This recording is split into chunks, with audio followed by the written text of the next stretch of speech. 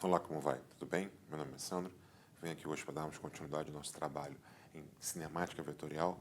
Como disse na aula anterior, vamos dar um embasamento, fundamentar um pouco essa análise vetorial, falando de vetores propriamente dito, para que a gente possa ter um bom entendimento da parte vetorial aplicada no contexto físico. Tá?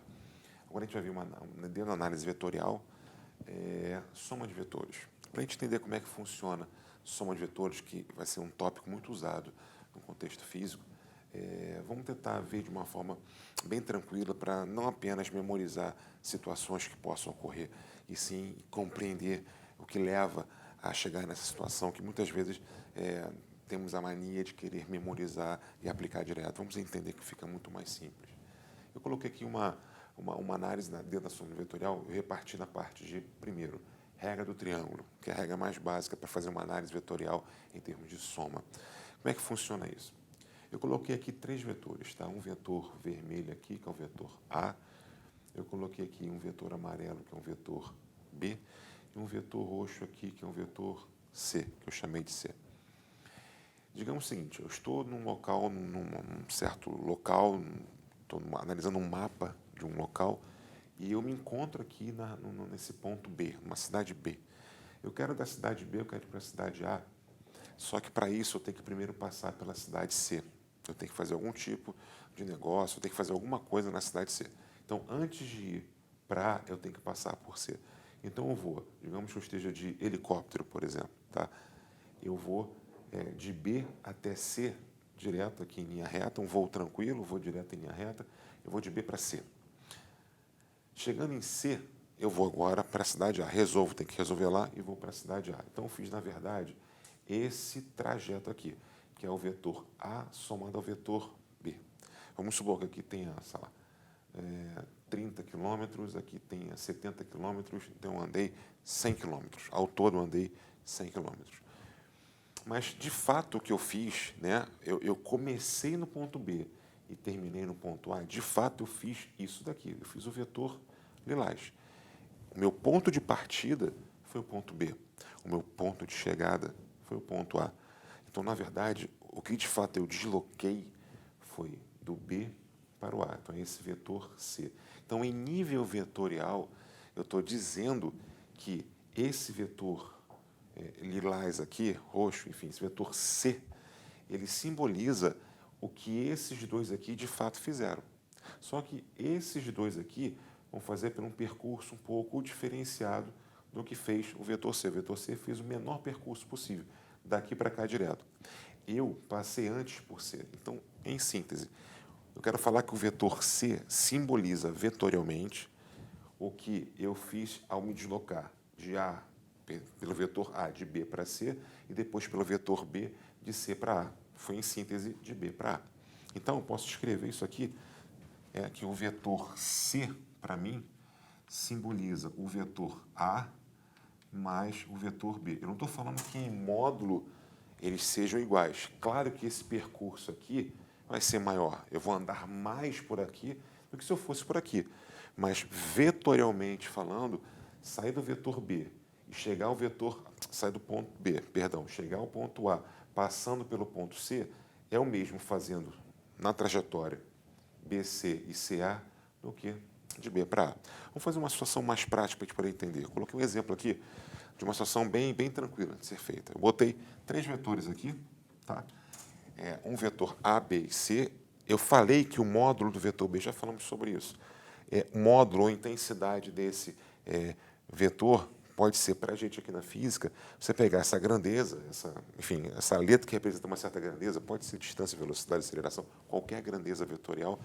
Se eu colocar essa mesma letra que representa determinada grandeza, sem indicação do vetor, eu estou analisando um módulo. Tá? Então, esse aqui tem um módulo 30. 30 o quê? 30 alguma coisa, 30 unidades de comprimento de alguma coisa, unidade de velocidade, unidade de aceleração, 30 unidades de alguma grandeza vetorial. Tá? Não quero especificar nada aqui, eu quero apenas analisar o contexto no momento. Tá? Depois vamos dar nomes a essas grandezas.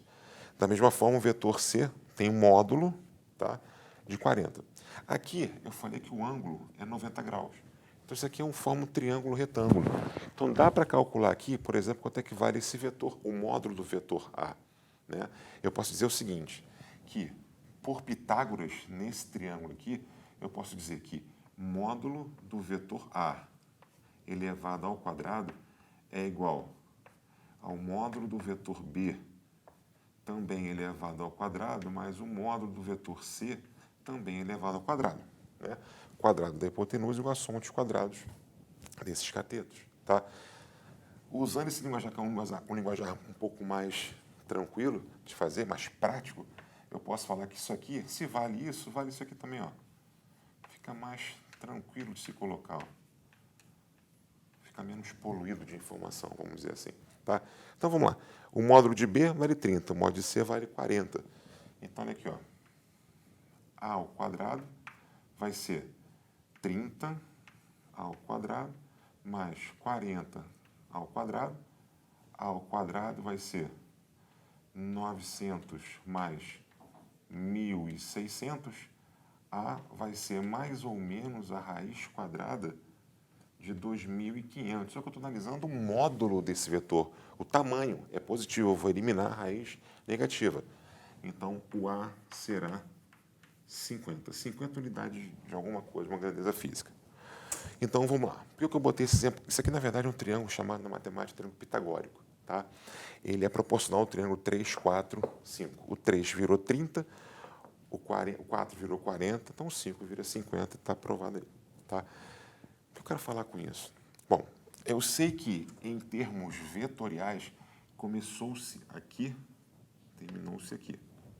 Tá?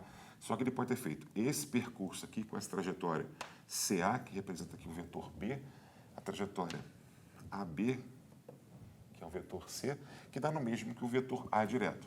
Okay? A gente sabe que se eu andei isso aqui e isso aqui, eu andei 30 aqui e andei mais 40 aqui. Então, eu andei 70 ao todo.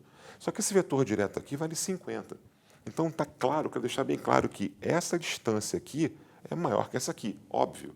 Mas, em termos vetoriais, dizer que ele faz essa trajetória aqui, começando em C, passando por A, terminando em B, é o mesmo que ir de C para B direto. Então, de novo, mais uma vez aqui, eu posso dizer que o vetor A, nesse caso aqui é o vetor A, é vetorialmente falando, o vetor B mais o vetor C. Eu quis mostrar aqui, ao fazer essas contas, que, de fato, o percurso total percorrido é diferente, mas em nível vetorial o deslocamento é o mesmo. Ele saiu do A e parou no B. Tudo bem até aí?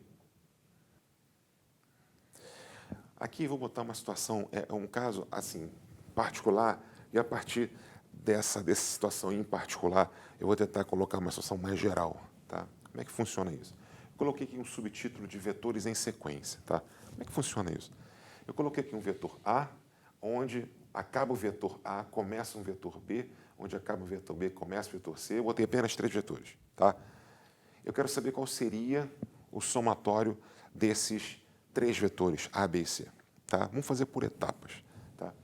Dá para ver perfeitamente que existe um sequencial. Não é? Então, eu vou fazer o seguinte. Primeiro, eu vou fazer o vetor A com o vetor B. Foi o que eu fiz aqui.